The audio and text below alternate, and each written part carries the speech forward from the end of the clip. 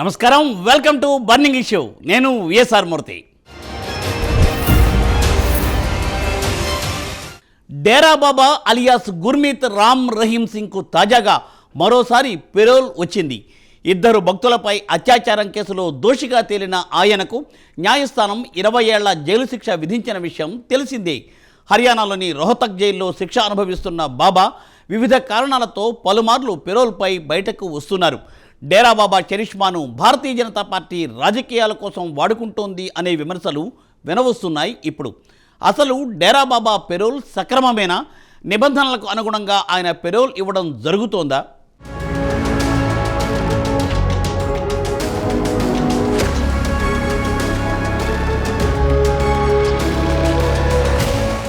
డేరా సచ్చా సౌదా chief Gurmeet Ram Rahim alias డేరా బాబాకు మరో payroll మంజూరైంది. ఇద్దరు భక్తులపై అత్యాచారం కేసులో దోషిగా తేలిన ఈయనకు న్యాయస్థానం 20 ఏళ్ల జైలు శిక్ష విధించగా ప్రస్తుతం జైల్లో ఉంటూ శిక్ష పొందుతున్నారు డేరా బాబా. అయితే ఢిల్లీ ఎన్నికలు కొన్ని రోజుల ముందే ఈయనకు పేరోల్ లభించగా మంగళవారం జైలు నుంచి విడుదలయ్యారు. రోహితక్ జైలు నుంచి రిలీజైన ఈయన సిర్సాలో ఉండే డేరా ప్రధాన ఆఫీస్కు వెళ్లారు. అయితే మొదటి 10 రోజులు అక్కడే ఉండబోతున్న ఈయన ఆ తర్వాత 20 రోజుల పాటు బాగ్పాత్లో ఉండబోతున్నట్టుగా సమాచారం. అయితే జైలు శిక్ష అనుభవిస్తున్నప్పటినుంచి ఆయన సిర్సాకు వెళ్లటం ఇదే తొలిసారి. 2017లో ఇద్దరు శిష్యులపై అత్యాచారానికి పాల్పడ్డ కేసులో దోషిగా నిర్ధారణయ్యాక కోర్టు అతనికి 20 ఏళ్ల జైలు శిక్ష విధించింది. ఈ క్రమంలో 2017లో ఆయన జైలుకు వెళ్లారు. 2 అత్యాచారాలకు సంబంధించిన కేసులో దోషిగా శిక్ష అనుభవించడంతో పాటు పలు హత్యల్లో జీవిత ఖైదు ఎదుర్కొంటున్నారు. అయితే ఆయన వివిధ కారణాలతో పలుమార్లు పేరోల్పై బయటకొస్తున్న విషయం తెలిసిందే. డేరా బాబాకు 21 రోజుల పాటు పేరోల్ లభించినట్టుగా ఆయన న్యాయవాది జితేంద్ర ఖురానా పేర్కొన్నారు.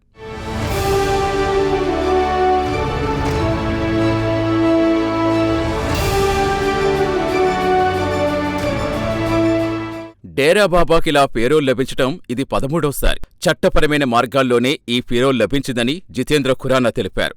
ఒక ఖైదీకి ఏడాదిలో 70 రోజుల వరకు పేరోల్ లభిస్తుందని, బాబాకు పేరోల్ మంజూరు చేయటం పూర్తిగా చట్టపరమైన హక్కని, ఎన్నికలకు ముందు 30 రోజుల పాటు పేరోల్ లభించినప్పుడు పదే పదే విమర్శలు చేశారని, ఇప్పుడు ఎన్నికలు లేవు, ఎలాంటి రాజకీయ ఉద్యమాలు లేవు కాబట్టి పేరోల్కు రాజకీయాలకు ఎలాంటి సంబంధం లేదని ఖురానా స్పష్టం చేశారు. మొదట 2020లో ఒకరోజు పేరోల్ మంజూరు లభించింది. ఆ తర్వాత 2021లో 12 గంటలు, 2022లో 21 రోజులు, ఆ తర్వాత 30 రోజులు పేరోల్ మంజూరు లభించింది. 2023లో 40 రోజుల పేరోల్కు 2 దఫాలుగా, 2024లో 50 రోజులు, 20 రోజుల పేరోల్ లభించింది. డేరా బాబా జైలు నుంచి రిలీజ్ కావటం ఈ ఏడాదిలో ఇది రెండోసారి. ఢిల్లీ అసెంబ్లీ ఎన్నికలకు ముందు అంటే జనవరిలో 30 రోజుల పేరోల్పై జైలు నుంచి విడుదలయ్యారు. పేరోల్పై బయటకొచ్చాక ఆయన సిర్సాలో ఉన్న డేరా ప్రధాన ఆఫీసులో ఉండనున్నారు. గతంలో ఉత్తరప్రదేశ్లో బాగ్పత్లో ఉన్న షా షత్నాం ఆశ్రమంలో ఉన్నారు. ఇక డేరా బాబాకు పంజాబ్, హర్యానా, హిమాచల్ ప్రదేశ్తో పాటుగా ఉత్తరప్రదేశ్లో సైతం పెద్ద సంఖ్యలో అభిమానులున్నారు.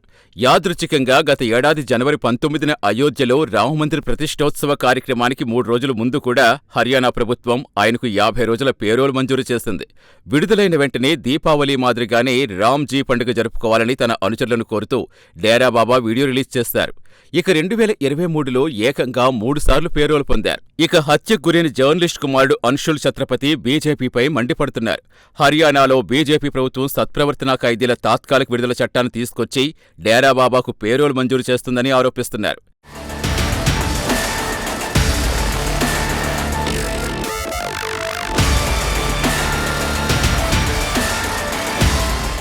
గత 4 ఏళ్లలో డేరా బాబా పేరోల్పై బయటకు రావటం ఇది 13వసారి. డేరా బాబా పేరోలు లెక్కలోకి తీసుకుంటే అప్పటి నుంచి ఆయన సుమారుగా 250 రోజులు మాత్రమే జైల్లో ఉన్నారట.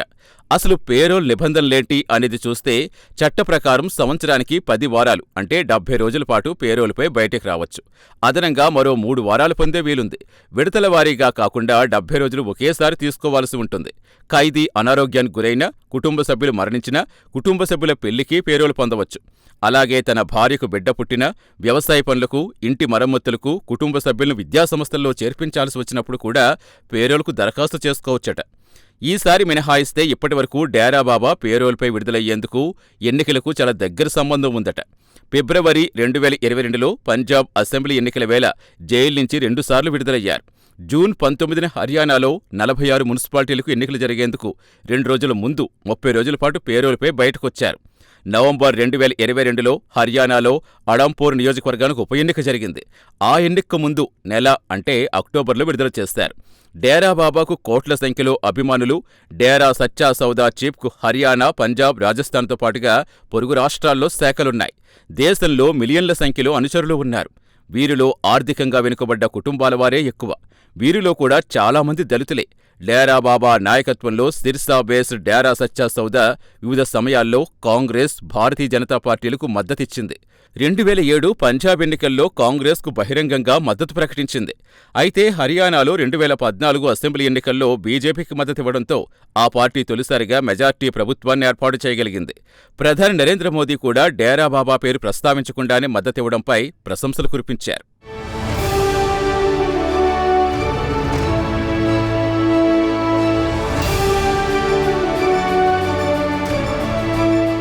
హర్యానాలో జాతీయ పార్టీలైన కాంగ్రెస్, బీజేపీతో పాటుగా ఆమ్ ఆద్మీ, బహుజన్ సమాజ్, ఇండియన్ నేషనల్ లోక్దళ్, జననాయక్ జనతా, ఆజాద్ సమాజ్ పార్టీ వంటి ప్రాంతీయ పార్టీలున్నాయి. రాజకీయ పార్టీలతో పాటుగా డేరా సచ్చా సౌదా అధినేత గుర్మీత్ రామ్ రహీం సింగ్ వంటి మత గురువుల ప్రభావం కూడా అక్కడ ఎక్కువగా ఉంది. భాషా ప్రాతిపదికన పంజాబీలు చేసిన ప్రత్యేక రాష్ట్ర పోరాటం ఫలితంగా 1966లో నాటి అవిభాజ్య పంజాబ్ రాష్ట్రం నుంచి హిమాచల్ ప్రదేశ్, హర్యానా ఏర్పడ్డాయి. అప్పట్నుంచి రాష్ట్ర రాజకీయాల్లో జాట్ సామాజిక వర్గం ఆధిపత్యం ప్రదర్శిస్తోంది. మొదట్లో దేవీలాల్, ఆ తర్వాత చౌతాలా, హుడా కుటుంబాలు రాష్ట్ర రాజకీయాలు శాసించాయి. రాష్ట్రంలో ఎక్కువ మొత్తంలో వ్యవసాయ భూములు కలిగిన జాట్ సామాజిక వర్గ ప్రజలున్నారు. సంఖ్యాబలం ప్రకారం చూస్తే ఓబీసీల కంటే తక్కువే. అయినా రాజకీయాలు, క్రీడలు, వ్యాపారాలు సహా అనేక ఇతర రంగాల్లో వారి పట్టు గణనీయంగానే ఉంది. 2014లో అధికారంలోకొచ్చిన బీజేపీ జాటేతర నేత మనోహర్ లాల్ ఖట్టర్ను ముఖ్యమంత్రిగా చేసే వరకు అక్కడ ఏ పార్టీ అధికారంలో ఉన్నా జాట్ వర్గం నేతలు ఎక్కువ కాలం ముఖ్యమంత్రిగా పనిచేస్తారు. జాట్ వర్గం ఓట్లతో పాటుగా దళితుల ఓట్లు ఉంటే అక్కడ సునాయాసంగా గెలవచ్చు.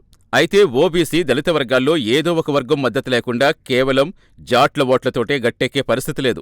దశాబ్దాలుగా రాజకీయాల్లో జాట్ల ఆధిపత్యంతో అవకాశాలు దక్కించుకోలేకపోయినా అనేక ఓబీసీ కులాల ఓటర్లు బీజేపీ కారణంగా గత 10 ఏళ్లలో ప్రభావవంతమైన శక్తిగా ఎదిగారు. జాటేతర వర్గాల మద్దతుతోటే బీజేపీ గెలిచిందనడంలో సందేహం లేదు.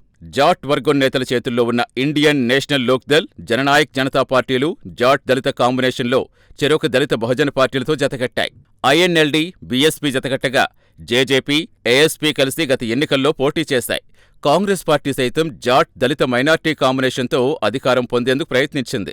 2 వేరువేరు కూటములు జాట్ దళిత ఓట్లు తీసుకొచ్చే చీలిక కాంగ్రెస్ పార్టీకి నష్టం కలిగించింది.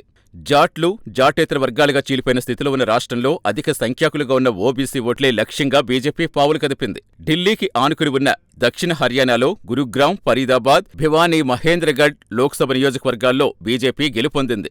హర్యానాలో పట్టు నిలబెట్టుకోలేకపోవడంతో గత ఎన్నికల్లో పేలవమైన ప్రదర్శన కనబరిచిన ఇతర ప్రాంతాలపై బీజేపీ దృష్టి పెట్టింది.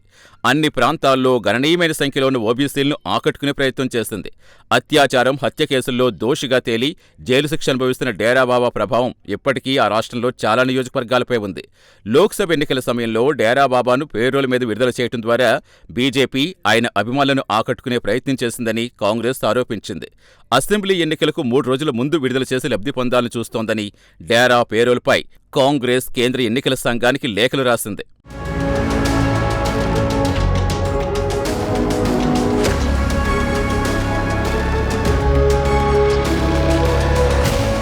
డేరా బాబాపై 2003 నుంచి 2015 మధ్య 19 గిన్నీస్ బుక్ రికార్డ్స్ రిజిస్టర్ అయ్యాయి. 15,432 మంది రక్తదాతలతో క్యాంప్ ఏర్పాటు చేసి 2003 డిసెంబర్ 3న గుర్మీత్ మొదటి గిన్నీస్ రికార్డు నమోదు చేశారు.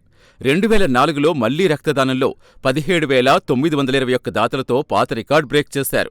తరువాత 2009లో 9,38,007 చెట్లు నాటించే కార్యక్రమాల ద్వారా 2 రికార్డులు, మళ్లీ 2010లో రక్తదానంలో 43,732 దాతలతో మరో రికార్డు, 4,603 మంది ఉచిత కంటి పరీక్షలు చేసే క్యాంప్ ఏర్పాటు చేసి మరో రికార్డు ఆయన పేరుపై ఉన్నాయి.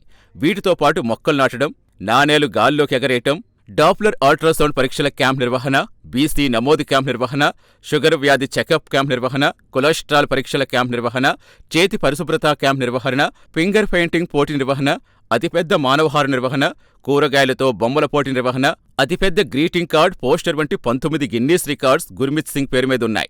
పంజాబ్, హర్యానా వంటి రాష్ట్రాల్లో దళితులు, వెనుకబడ్డ వర్గాల పట్ల అక్కడ అగ్రకులాలు ఇప్పటికీ చాలా దారుణంగా వ్యవహరిస్తూ ఉంటాయి. హర్యానాలో కాప్ పంచాయతీల ఆగడాలకు అడ్డు అదుపు లేదు. వారు చెప్పిందే వేదంలా పాటిస్తూ ఉంటారు. ఇలాంటి పరిస్థితుల్లో ఏర్పడ్డ డేరాలు వెనుకబడ్డ వర్గాల వారిని అక్కున చేర్చుకున్నాయి. వారి సంక్షేమానికి భరోసానిచ్చాయి. ఆహారం, వైద్యం విషయంలో వారికి తోడ్పాటునందించాయి. ఉత్తర భారతంలో ఈ ఏర్పడిన డేరాల ద్వారా బాబా హర్యానాలో కోట్లాది మందికి ఆరాధ్యుడయ్యారు.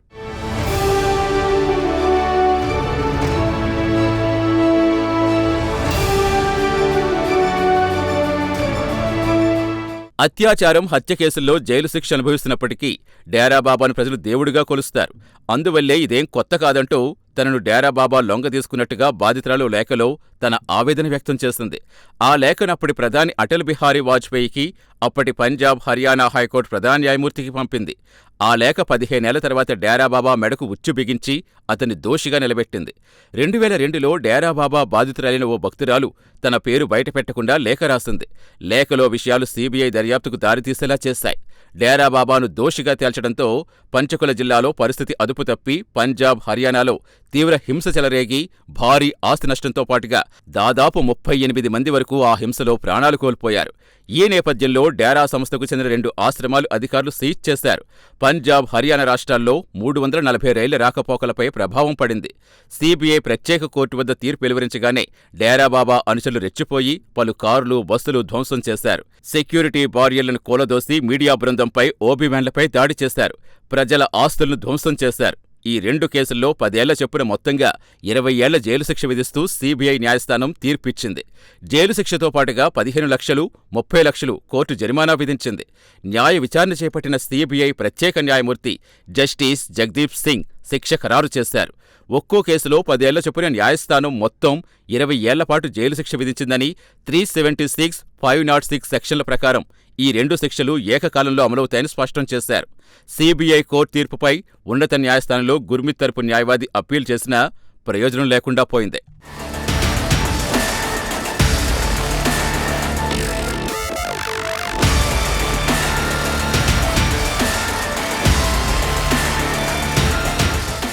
ఇప్పుడు ఎలాంటి ఎన్నికలు లేకపోయినా డేరా బాబా పేరోల్పై బయటకు రావడం సంచలనంగా మారింది. బాబాకు కోట్ల మంది అభిమానులు ఉన్నారు. పంజాబ్, రాజస్థాన్తో పాటు ఇతర రాష్ట్రాల్లోనూ శాఖలున్నాయి. దేశవ్యాప్తంగా మిలియన్ల సంఖ్యలో అనుచరులు ఉన్నారు. ఆయన చరిష్మాను బీజేపీ రాజకీయంగా వాడుకుంటుందనే విమర్శలు వినిపిస్తున్నాయి. గిన్నీస్ రికార్డులు, ప్రజల్లో రివార్డులతో బాబా ఖ్యాతి హర్యానాలో అంతకంతకు పెరుగుతోంది. బాబాను దైవంగా కొలుస్తున్న ప్రజలంతా ఆయన పేరోల్ను పండుగలా జరుపుకుంటున్నారు.